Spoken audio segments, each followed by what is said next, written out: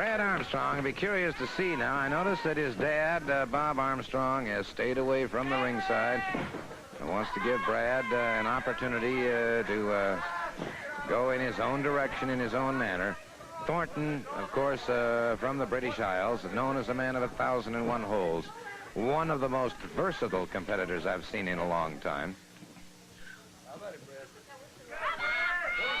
Notice where Thornton now. The natural instinct there is to try and bring your head back up. The Cornish height. High Cornish height by Thornton. And, of course, I'm sure now that Rod Piper is going to see a lot of moves that are very familiar to him because they're used so extensively throughout the British Isles, including Scotland, Wales, and Ireland. Yes, and you know, as throughout the world, Japanese have a certain style of wrestling. From the British Isles, they have a certain style of wrestling, a little more scientific than what they do here in the States. But then again, in the British Isles, they're maybe not as prone to just punching it out, or they don't quite have that virility that they do here in the States. Then again, in Japan, it's the same thing. They're very, very timid sometimes, where I've had the pleasure and I've had the opportunity to develop all three styles. And if you want to be the best, that's what you have to do. You got to know your job inside and out, don't you? And that's just what I do. Let's Thornton here, the junior heavyweight champion of the world, tremendous young wrestler, Brad Armstrong. And it's Armstrong holding the advantage position right now on Thornton. Thornton started to bridge up, moved the shoulder off rather easily. Referee, of course, watching him very, very careful. Nick Patrick, who recently got a superior rating from the NWA Board of Review Directors after watching video highlights of matches he's been officiating, and so it's a pleasure to have him in here in a, even though a non-title match, in with a world-class champion. Absolutely, because you want that kind of officialing when you're dealing, because after all, you're dealing in a lot of money and a lot of prestige here, and young Brad Armstrong is giving him quite a task here. You're at least kind of surprising me, Brad does. His father doesn't, but he does.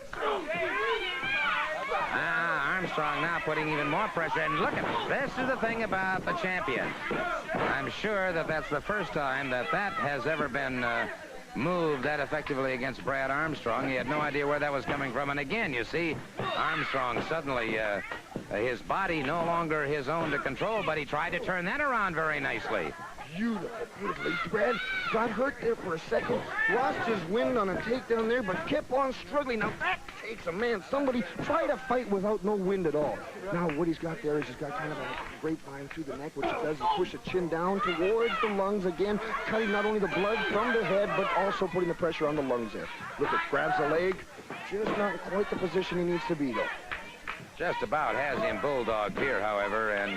See, and that's what I don't like about Georgia fans. They don't appreciate what is going on in that particular ring, how hard these men are struggling. They're sitting there waving, trying to say hello to Mom. You're talking about a world champion. You're talking about a young man that's getting punched in the belly very, very hard and is fighting for his life right now. But then again, they don't appreciate nothing because it's 9 to 5, right, folks?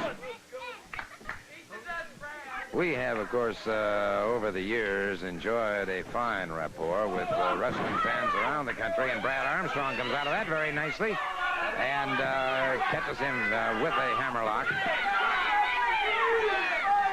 I can imagine that when Brad Armstrong went into that ring, he had to have, if you will, butterflies, realizing that he was facing a world champion.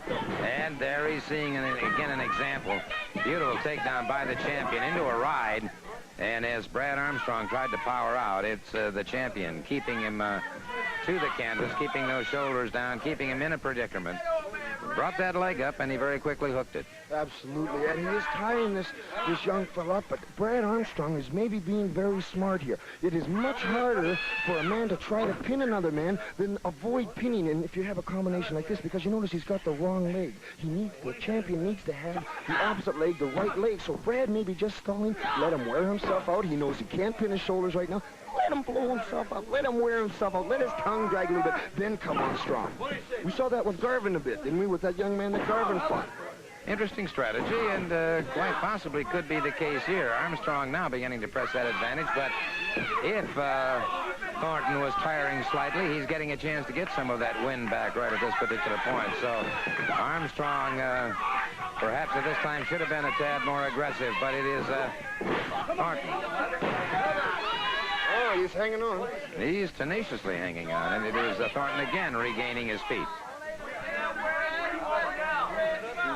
Now he needs to be digging in. Now, here's where you got a situation where both men are tired. And you can understand because they've been constant body contact. They haven't let go of one another through this entire match, and that takes extreme amount of physical stamina. Now, they're both tired. Brad needs to dig in now. Doesn't matter when you're tired. That don't mean nothing. Ooh, very good now. Near leg with the Nelson, and getting bulldogged in. Referee Nick Patrick again back there checking those shoulders. And again, Brad Armstrong. Trying for that pin. Got the wrong leg again. Notice got the leg closest to him. You need the far leg. Look at it. Good counter by Brad Armstrong. Armstrong now with a hammerlock on Les Thornton. Reapplying pressure. Obviously, Brad has been watching more of my matches than he has his father's. I see him using some very good moves that I have invented. And I'm using them quite well, too. Armstrong keeps the pressure on the man with a hammerlock.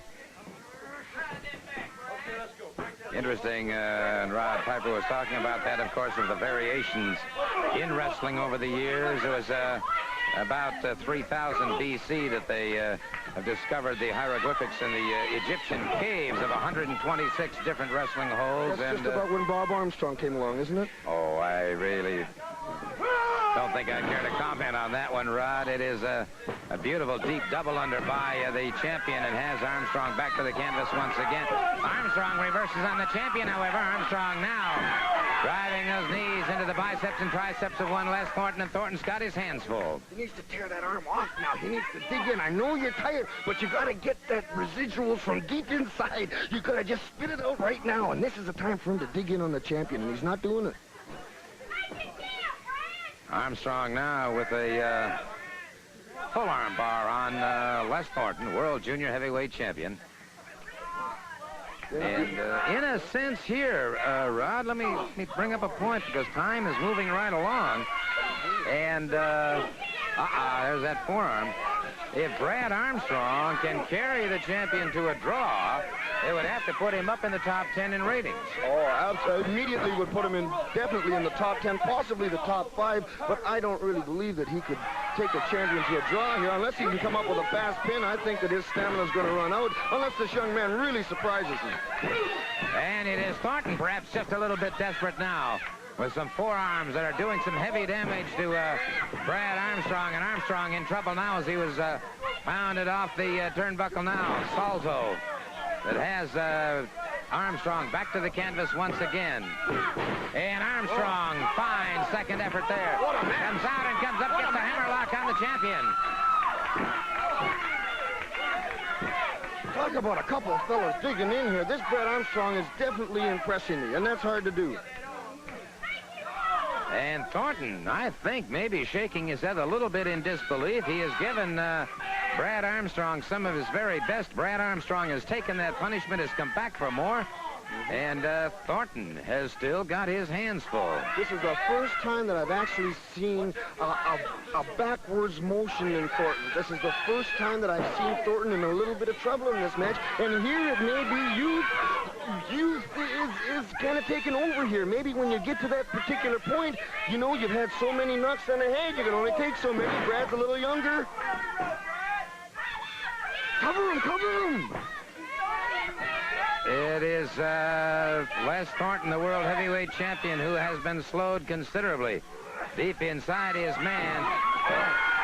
Reverse saddle by Armstrong, broken up, and Thornton tried to move in against it. Brad Armstrong partially upended him, and now into a lateral press. Come on, get on him now. There you go. Inside cradle by Brad Armstrong. No, sir.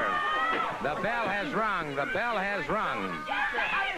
And so he held him to a draw. He did indeed. He held him to a draw. That's incredible. And certainly a commendation to young Brad Armstrong.